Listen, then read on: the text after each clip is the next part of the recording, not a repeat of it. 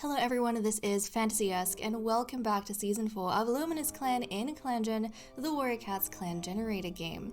When we left off in the previous episode, our, High Prince aged up into a fully fledged warrior, and we were saying that finally our clan might have a chance at revival.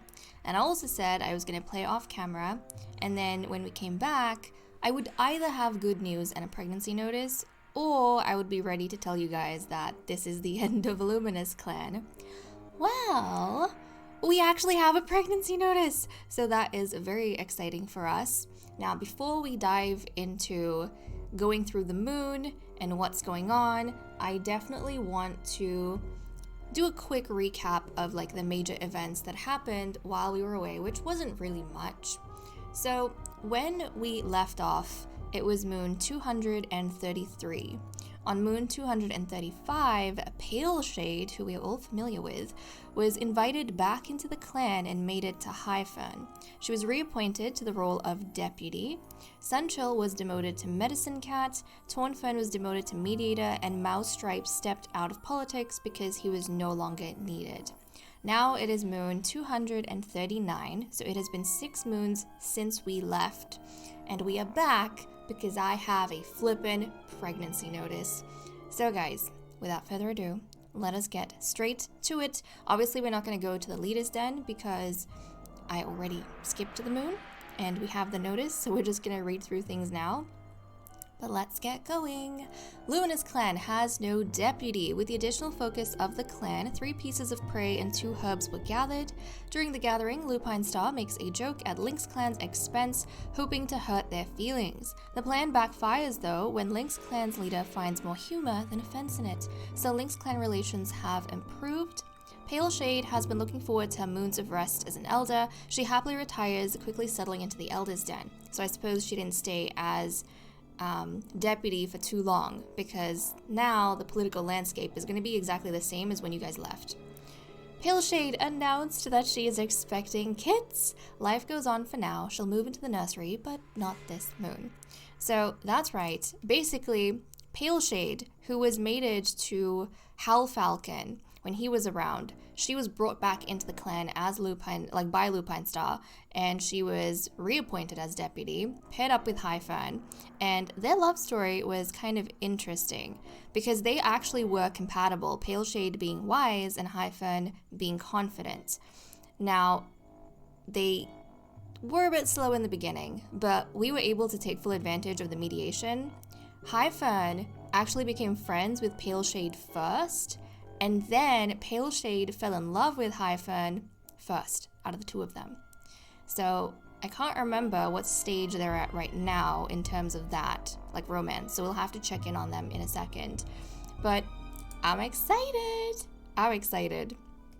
Although I have to say that I was thinking about it, and unless they have multiple kittens, this problem that we had being on the brink of extinction with only High Fern is just going to continue and continue and continue. Because if we have just a single kitten every time, then think about it. While that kitten is growing up, we can't breed any other cat because they're going to be the only kitten that can pass on the bloodline. And if something happens to that kitten, then we're gone. Luminous Clan is extinct. So it's kind of concerning. I definitely hope she has more than just one. And I think the past 3 or 4 litters, we've only had, probably the last 3 litters, we've only had 1 kit.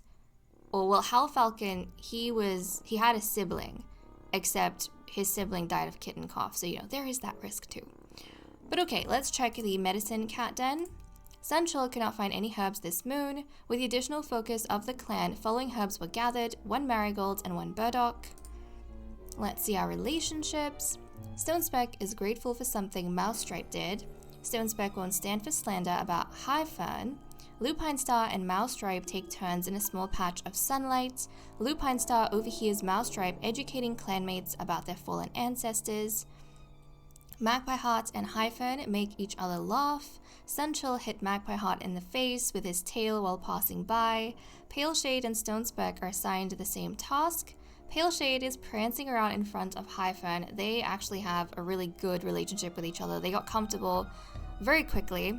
And Hyphen, he's like completely the opposite of what Hal Falcon was. I think for Pale Shade, Hyphen was basically the mate that was promised to her the first time she came into the clan. And Hal Falcon was the complete opposite. It was very difficult, and I think he broke it off within a moon. They had arguments, and he broke it off within a moon. But with Hyphen, he was exactly what Pale Shade had pictured, and he was so easy to get along with. So that was really nice, and she's really happy. Central points out a nice rock for Mousestripe to sharpen his claws on. Central is wowed by how bravely Hyphen fought the other day. So some grandfather and grandson bonding over here. Tornfern has a friendly chat with Pale Shade that leaves them both feeling happy, which is quite nice. Tornfern thinks Mousestripe is really charming, so she is still going strong with her own mate. They could not be more in love. Mousestripe and Hyphen repair some nests together, so some father-son bonding, especially now that Hyphen is preparing to become a father in his own right. Hyphen realizes how smart Lupine Star is when it comes to certain things. Okay, that is really good that he has such a high opinion of his former mentor. Hyphen, Mousestripe, and Lupine Star took a sunbath and had a little small talk. And that's all we have for the events. So let me cut the recording here and we'll continue with the cat list. Okay guys, we are continuing with the cat list, and things got a lot more complicated than I thought it would get, because I was just, investigating, I was just checking up on everyone's relationships, or I was checking up on loyalties, and then suddenly I got curious about certain relationships, and then I started investigating, and I went down a bit of a rabbit hole, and then I discovered things that I wasn't meant to discover, and now I can't get out of my head. But before I talk about all of that, I wanted to really quickly read out one of the really cool comments that I got recently on the clan from Vanel421, who basically said, "It's wild to think that among the 7 cats left, there are at least 2 murderers, maybe even 3. What a contrast with season 1 when they focused on helping lightless cats. They've really taken a dark turn. And somehow they even managed to climb the political ranks and become leader and deputy. I feel that at this point, those dark secrets are so deeply embedded within the clan that they make them lose the purpose they once had. They never really recover from the era under Godzilla Star when the clan kind of shifted from its prophetic mission." And I wanted to start off by reading this comment because it is very relevant to the rabbit hole I went down, the things that I discovered. But I think we can continue with loyalties, because loyalties are going to take us where we need to go.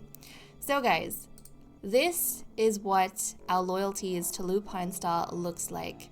Basically, Lupine Star has everyone's loyalty except Stone Speck, which is not that much of a surprise. I think Stone Speck has been feeling quite disenfranchised with Lupine Star for a few moons now. But on top of that, we have Mousestripe, who apparently has become an anti-loyalist, and this made me very curious, and I was thinking to myself, I need to take you guys through my rabbit hole thought process, but I was thinking to myself, why would Mousestripe suddenly become an anti-loyalist when he has been one of the cats very loyal to Lupine Star for a long time? And then it hit me. The one biggest change that has happened is that Pale Shade was brought into the clan and paired up with Hyphen. Typically, you'd think that it's a happy thing, right? That Hyphen was paired up with someone that he ended up falling in love with and is now having kittens with.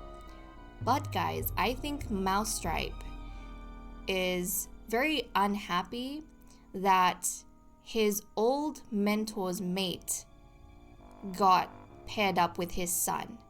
He doesn't like it. He wanted his son to have a completely different female, a new female that didn't have history with the clan. He didn't want his son to have to share this mate, right, this connection with Hal Falcon. Even if Hal Falcon is no longer alive, it still feels like his son is having to share his mate.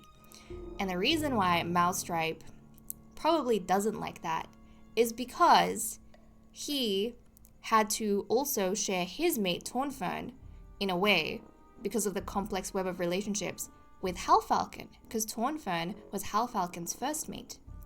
and Pale Shade was Hal Falcon's third mate. So Mousestripe basically didn't want his son to go through the same thing he went through.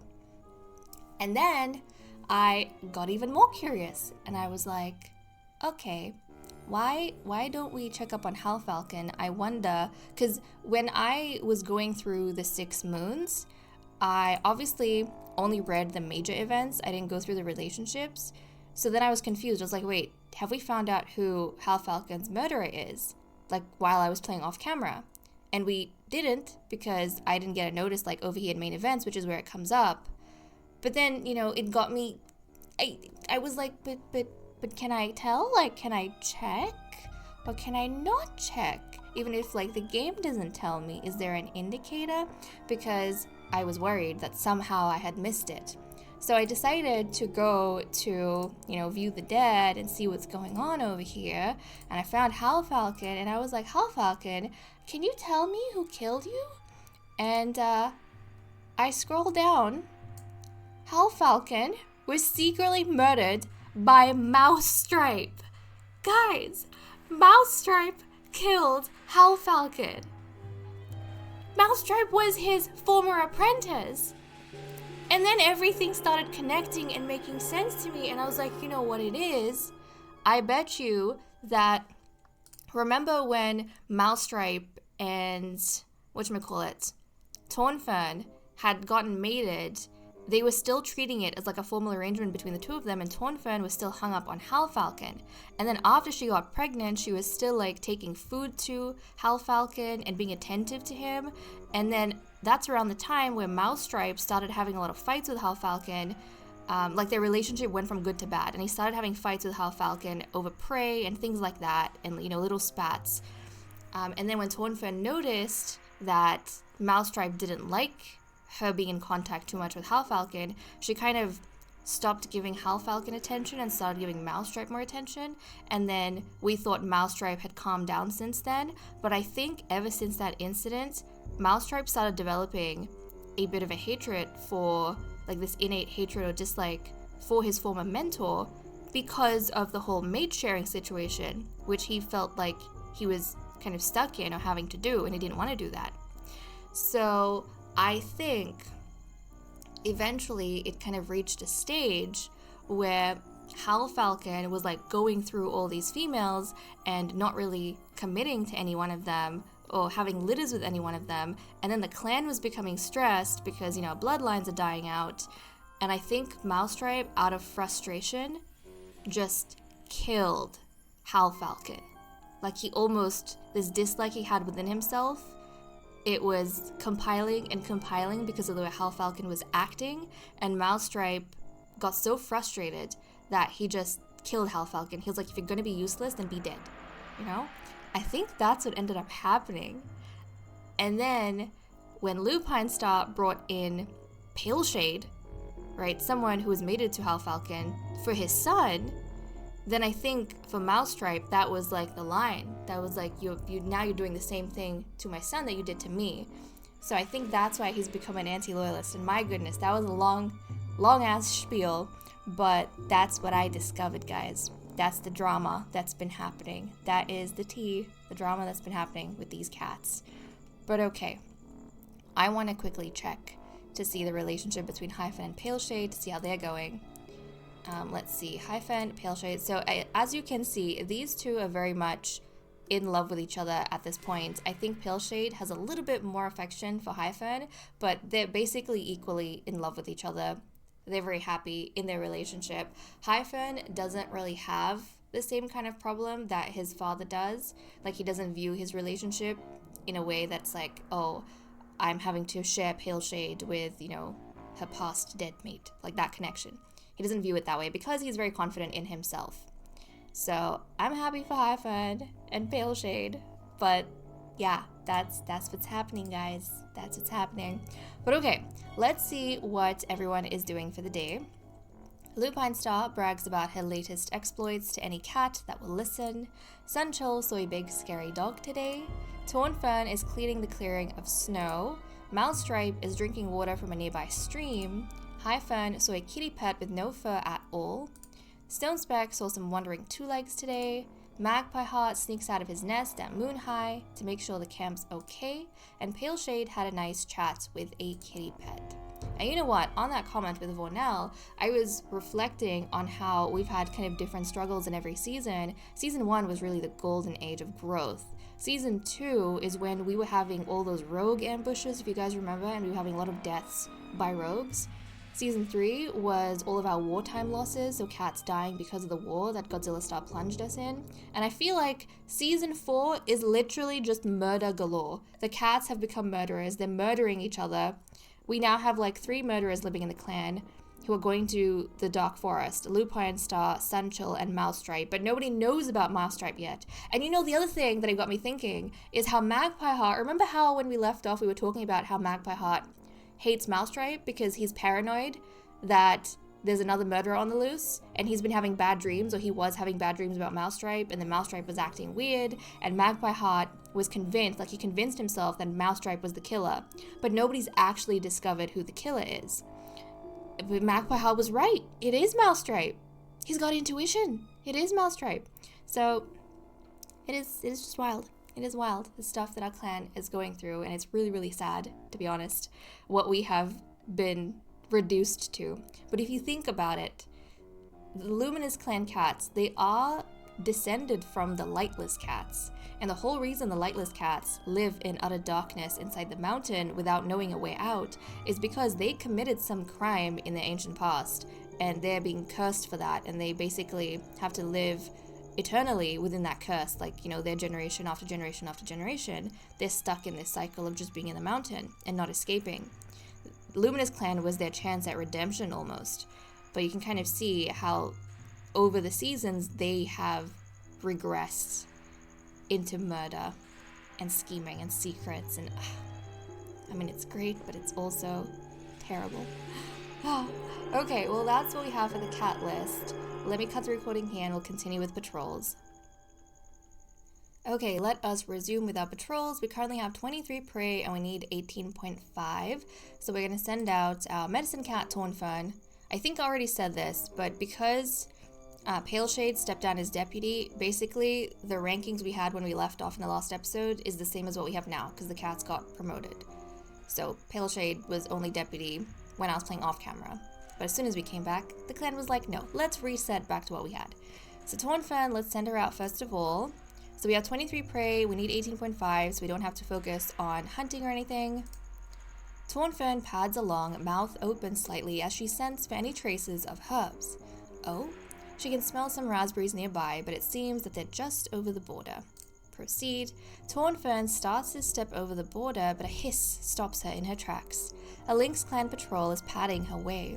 Though the patrol seems to calm down as they recognize Tornfern, they look gravely at the medicine cat and explain that they can't spare any herbs. The medicine cat sent them to collect the last of the berries. Tornfern nods and thanks them anyway.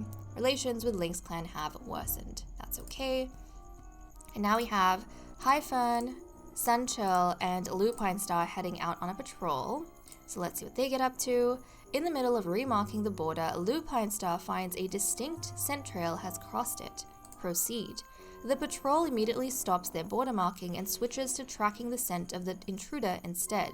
At the end of the trail, they find an old kitty pet wheezing his two legs' name. Highfern reminds the patrol of the story of Tigger.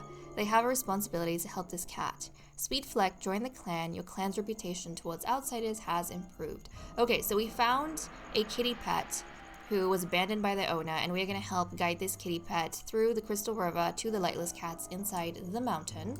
So let's go ahead, take a look at who this cat is. Sweetfleck. Ooh, a black cat. Senior with gray eyes, speckled pelt, 200 moons old. Compassionate, good kid sitter, natural intuition. Okay, we'll go ahead, and he's sick apparently with carrion-place disease. But we're going to go ahead and, after some medical treatment, guide him to the Lightless cats. So there we go. He's going to be nice and safe and sound, fingers crossed. And that is all we have, guys, for today. But I am really, I was going to say happy, yes, that we have kittens on the way, but surprised at what we discovered about the murder that we were not meant to discover. I just ended up accidentally going down a rabbit hole. But now that I know that we can find murderers that way, I am still gonna try and make sure that I avoid it, because it's a fun surprise when suddenly another cat realizes who actually, was the murderer. But okay guys, with that said and done, I'm gonna leave off here. Thank you so much for watching. I hope you all enjoyed, and I will see you all next time. Bye bye.